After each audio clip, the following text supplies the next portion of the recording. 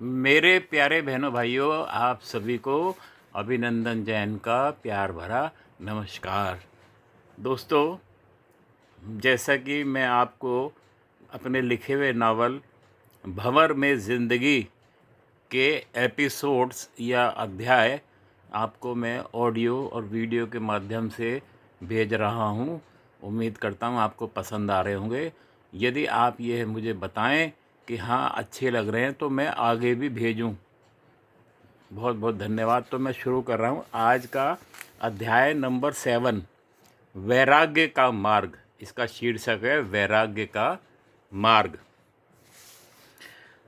राहत शिविर की वह सुबह किसी और के लिए नई शुरुआत हो सकती थी, पर महेश के लिए वह अंत थी। रात भर जागने के बाद जब पहाड़ों के पीछे से सूरज निकला तो उसकी रोशनी उसे जीवनदान जैसी नहीं लगी, बल्कि एक प्रश्न की तरह लगी जो बार बार पूछ रहा था, अब कैसे जियोगे। महेश ने शिविर में किसी से बात नहीं की। न उसने अपने घर फ़ोन किया, न किसी परिचित को संदेश भेजा। जिन लोगों को वह जानता था वे सब किसी और दुनिया के लगने लगे थे। एक ऐसी दुनिया जिसमें उसके लिए अब कोई स्थान नहीं बचा था। प्रिया के शब्द उसके भीतर गूंज रहे थे, शांत, ठोस और अंतिम। अब मेरे लिए तुम अजनबी हो। ये वाक्य बार बार उसके मस्तिष्क में कौंध रहा था। इस एक वाक्य ने उसके सारे रिश्तों को काट दिया था। पति होने का अधिकार तो उसी रात छिन चुका था। अब दोस्त, बेटा, भाई सब पहचाने अर्थहीन लगने लगी थी। उसे लग रहा था कि अगर अब वह घर लौटा तो हर चेहरा उससे सवाल करेगा, और सबसे बड़ा सवाल उसकी अपनी आंखों में होगा।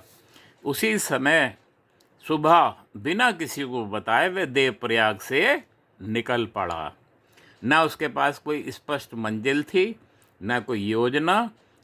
बस इतना तय था कि वह लौटकर उस जीवन में नहीं जाएगा जिसमें वह खुद को रोज अपराधी महसूस करे। पहाड़ों की पगडंडियां उसे खींच रही थी, ऊपर और ऊपर। जितना वह लोगों से दूर जाता उतना ही उसे लगता कि शायद भीतर का शोर कुछ कम हो जाएगा। शुरुआती दिन भटकन के थे। वह छोटे छोटे गांवों से गुजरा, जंगलों में रुका, मंदिरों की सीढ़ियों पर सोया। कई बार किसी ने खाना दे दिया, कई बार वह भूखा ही सो गया। शरीर कमज़ोर होता जा रहा था, लेकिन मन कहीं और उलझा था। रात के अंधेरे में उसे नींद नहीं आती थी। आंख बंद करते ही वही दृश्य सामने आ जाता। झाड़ी, पानी, प्रिया का हाथ और उसकी चीख। कई बार वह झटके से उठ बैठता, पसीने से तर। उसे लगता कि अगर वह सो गया तो शायद सपने में भी वही क्षण दोहराया जाएगा। धीरे धीरे उसने सोने से डरना शुरू कर दिया।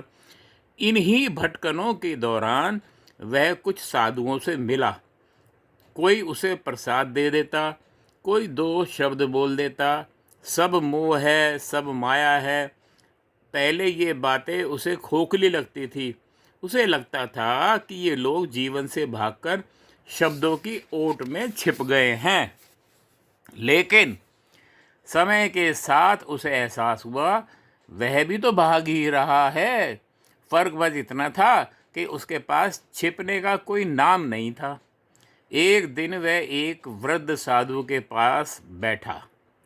साधु बहुत कम बोलते थे। उनकी आंखों में न उपदेश था न जिज्ञासा। उन्होंने महेश से कुछ नहीं पूछा, बस उसके सामने थोड़ा सा सूखा चावल रख दिया। महेश ने वहीं बैठकर खाया। खाते हुए अचानक उसकी आंखें भर आई। वह पहला भोजन था जो उसने बिना किसी पहचान के किया था। न पति, न नागरिक, न कर्मचारी, बस एक इंसान।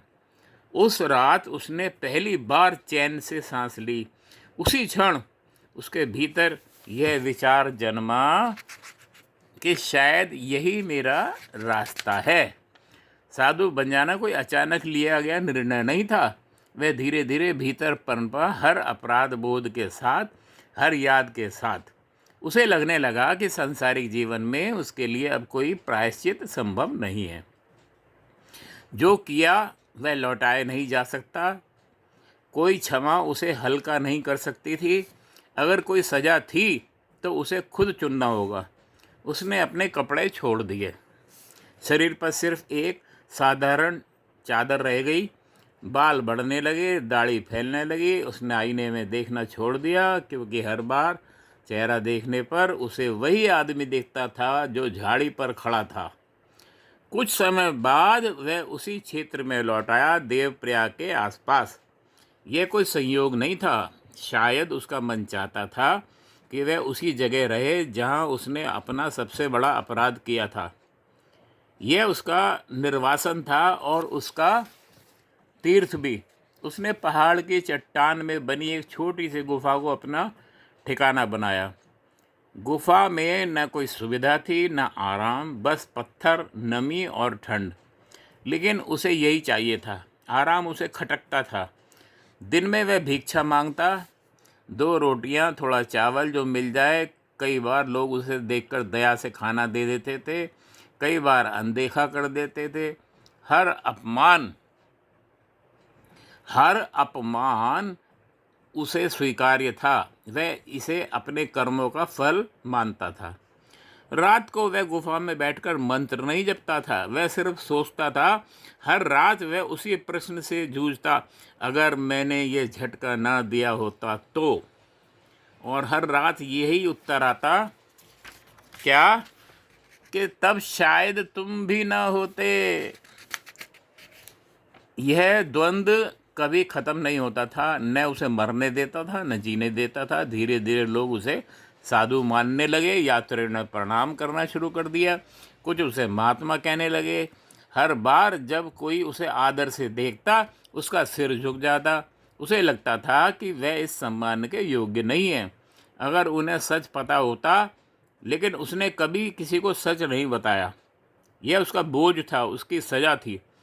साल बीतने लगे, उसका शरीर क्रश हो गया, आंखों के नीचे गहरी छाया पड़ गई, लेकिन मन का भार वैसा का वैसा ही था। उसने वैराग्य अपनाया था, पर मुक्ति नहीं मिली थी।